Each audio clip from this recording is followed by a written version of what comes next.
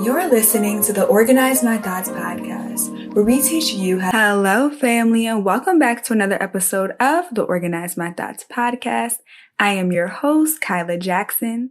I'm an execution strategist helping you to get out of your head and find your focus so you can execute your business ideas. Before we get into today's episode, I want to say happy November. You have made it this far. I know it's been a lot of things that have been on your shoulders this year, and I just want to say that I'm proud of you. If no one else tells you, I am proud of you for enduring. I'm proud of you for moving past your limiting thoughts. I'm proud of you for birthing things that you never thought that you could do, stepping outside your comfort zone, and for saying yes to God's plan for your life. I am so incredibly proud of you. In today's episode, we're going to be talking about overcoming emotional warfare while birthing. So this is a big topic because even though we're closer to the end of the year, we still have 59 days. And I've been telling you guys that for a lot of you, God is not allowing you to wait until next year to birth this thing that He's told you to do. And so what's happening is now we're at the end of the year. There are a lot of emotions and there's a lot of pressure to birth and to complete. And with that, it's coming a lot of comparison, and your mind and your emotions are working overtime, really trying to sabotage you and make you feel like you don't have enough time to do this thing, or you're so exhausted that you don't have the capacity to produce it, or you just feel like it's too late and nobody's going to support or invest in what it is that you're building. There's all these emotions. And some of you may even feel like you don't even have enough details to build out what it is that God is telling you to build.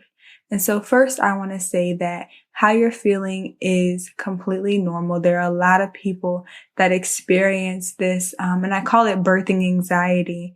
I had an episode about this a couple months ago.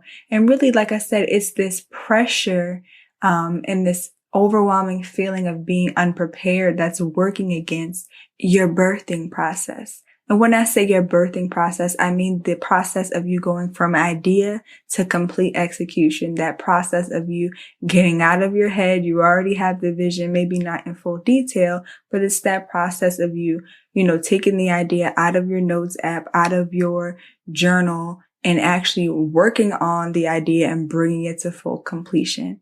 That's what I mean by the birthing process. So now you're probably like, okay, so I know I relate to what you're saying. I'm feeling all this emotional warfare and it's really having me stuck in my head. How do I move past this? And I think one of the first things that you have to do is to realize that you are in warfare.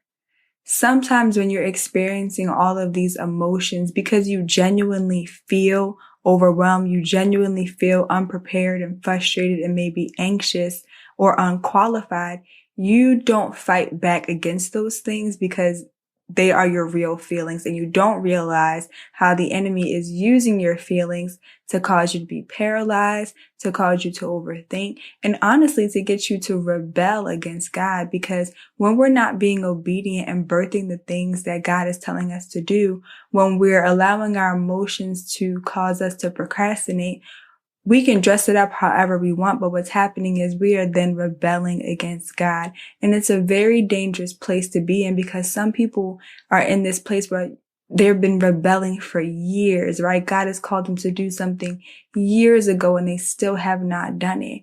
And because you don't see the immediate consequences of not doing that thing, you think everything is fine and dandy, right? Like the enemy has you sitting in bondage, but it looks like comfort. He has you sitting in a state of paralysis, but it looks like, everything is fine. But I really want you to be aware that this is emotional warfare that is intentionally sent against you to get you to abort the idea that God has given you. Now, let me give you an example of what this emotional warfare looks like. So say God gave you this idea and He told you to start a YouTube channel. And immediately when you heard it, you started to go overwhelmed and anxious because you don't like being on camera. You don't like the way your voice sounds on a microphone. And maybe you really just have a fear of being in front of people. And so the idea, the divine idea that God has given you is now challenging your place of comfort. It's challenging your place of safety, and now your emotions are reacting against you. So now you're beginning to experience this emotional warfare, and what's happening is you are seeing everything through the lens of fear, one way or another. And so that fear is leading you to sit and almost abort this idea. And an example of that is God told you to start the YouTube channel, and you're experiencing the emotional warfare. And so now you are sitting in a place where you're like, okay, I need more details. I need more details. I need more details before you make step one. And so that may look like, I need to know exactly what I'm going to be talking about in every video. I need to know when he wants me to start the channel exactly, what day should I upload, what all of these other things, when you haven't even given God your yes that you will start it, right? Sometimes the first step to getting out of that emotional warfare is to say yes. Because when you don't say yes, you're kind of waiting in limbo, and then everything else is causing you to almost hide from that commitment that God needs you to make. And so one of the ways that you want to begin to overcome this emotional warfare is just to simply say yes to God. At the end of the day, your emotions are never going to line up with what God is telling you to do. Your emotions are never going to make you feel qualified or make you feel more comfortable about what God is asking you to do. So it's like you still have to make a decision, right? We have to get to the place where we can acknowledge our emotions, we can acknowledge how we feel, and then bring it to God and allow His boldness and His strength and His courage and even His encouragement to overrule our emotions. Again, we cannot be led by our emotions. It's okay to feel how you feel. God can sympathize with us in our weaknesses, but He's not going to excuse us from the responsibility of birthing out these divine ideas. You guys hear me say this all the time, but we were created as the answer to someone's problem. We are solutions here in the earth. And so whatever the idea that God has given you, whether it's a seed to a bigger idea or a bigger solution, it doesn't matter. God needs us to be obedient. And so I know it's been very overwhelming, and you've just been feeling like you just don't know enough to get started. You just need more details. You just don't feel ready. But I have to be honest with you, you're probably not going to feel ready. But making that decision and making that commitment brings you into alignment, and it really gives you access to God's strength. It gives you access to God's support. But when you're running and you're hiding, you're not tapping into what God has already made available for you, right? Which is that boldness. It's that courage. It's that confidence. And it's even that place where you are emotionally sound and you can hear the details in which God is trying to give you. And what I mean by that is a lot of us have been asking God for more details, but because we are so overwhelmed with our emotions, we're not in a position where we can hear clearly, right? God says one thing, and immediately our emotions come in and grab up the details that He's given us, and we begin to overthink what He said, or pretend like we didn't hear Him, or even feel like, maybe we made a mistake in what we heard. And that's because our emotions are clouding our ability to hear. And so by acknowledging first and saying, okay, God, I'm going to commit to this thing no matter how I feel, it brings us into a place where we're able to now hear God's will and receive His strength. So that's the first thing. The next thing that you need to do is what I like to call a thought audit. And this is where you're going to take inventory of the thoughts that are really challenging your ability to execute on this idea. What are the thoughts that you're hearing daily every time you think about moving forward? Write those things down, because once you can see them, you can fight against them. It's hard to fight an enemy that you can't see. And sometimes the enemy is our thoughts. It's the thoughts that the enemy plants, the seeds, but it's also sometimes our own fears and insecurities that need to be addressed. Again, you cannot fight an enemy that you can't see. So once you perform that thought audit, and you can do that on a sheet of paper, just write down 2 columns with your thoughts on one side, and then you'll leave the other side for this next step. But you're going to want to make a battle plan to fight against these thoughts, because on your path to executing this idea, these thoughts aren't necessarily going to go away, because the word says that no weapon formed against you shall prosper. It doesn't say that the weapon will not form, but it says that it will not prosper. And one of the ways that it does not prosper is when you are using your authority that God has given you to use the word of God against the lies of the enemy, right? You're casting down these imaginations, these thoughts of fear that are really just trying to exalt themselves against what God said about you, what God said you were going to produce. So you do that by creating a battle plan. And I have a free template that you can download in the link in the show notes to do this. And then you put that battle plan up so that you can fight against these thoughts. Again, you have to fight. If you do not fight against this emotional warfare, you will be one of those people who it's 30, 40 years down the line and you still haven't done what God told you to do. And now you're seeing other people producing the very thing that God told you to do. And you're sitting here and you're frustrating and you're comparing yourself to them, saying that, God gave me this idea first. I wish I had done it, right? Don't live in a place of regret when God is giving you the opportunity to execute now. Again, don't live in a place of regret when God is giving you the opportunity to execute now. You don't need a perfect circumstance to begin to execute on this idea. You don't need the top of the new year. You just need to take what God has given you, bring it before Him, and begin to work with what you have. And as you begin to work and walk with God, He will give you all the steps.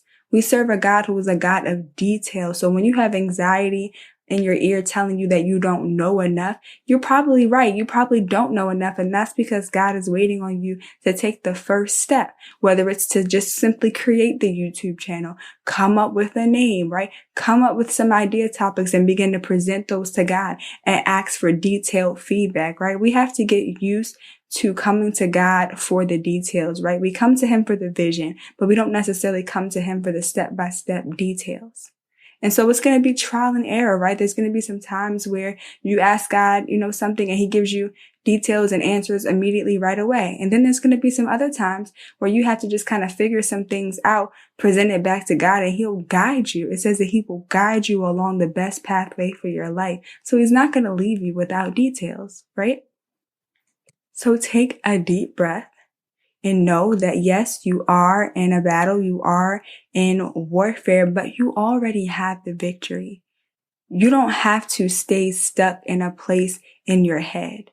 You can come out of that place. You can win this war against your mind, and you can execute on these things that God is telling you to do. He wouldn't have given you the idea if you weren't qualified to do it. He wouldn't have given you the vision if He didn't have the provision set up for you.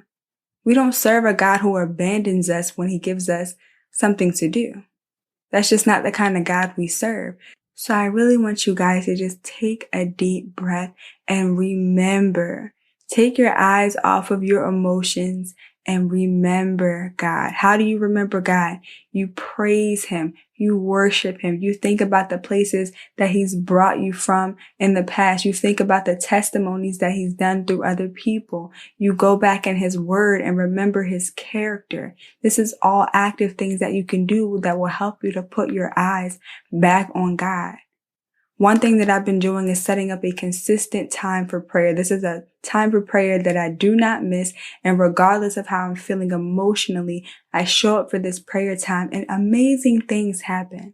I could go in there feeling completely fearful and overwhelmed and anxious, but by the time I leave that prayer, something has shifted, right?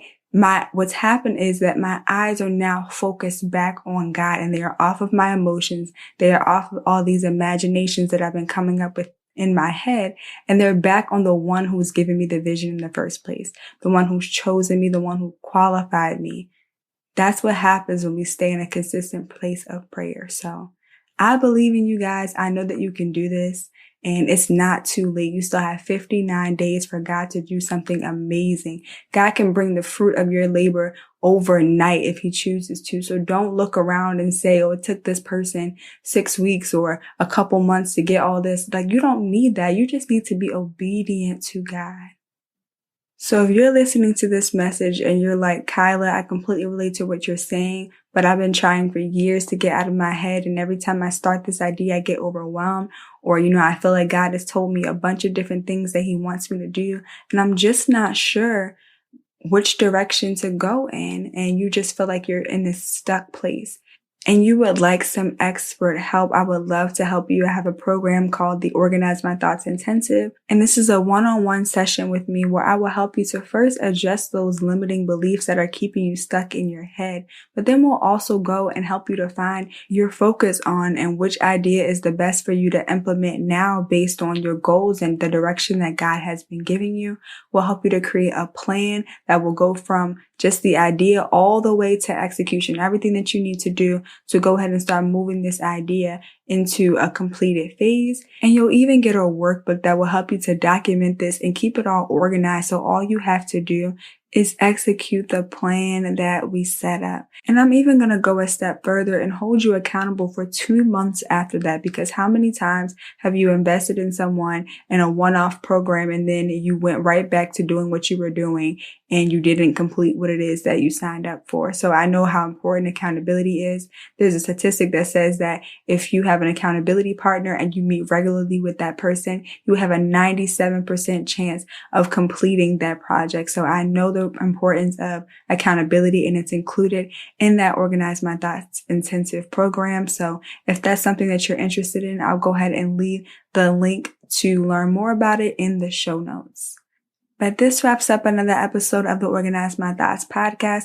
Thank you all so much for listening. Again, I'm super excited for everything that you're going to accomplish even before the end of this year.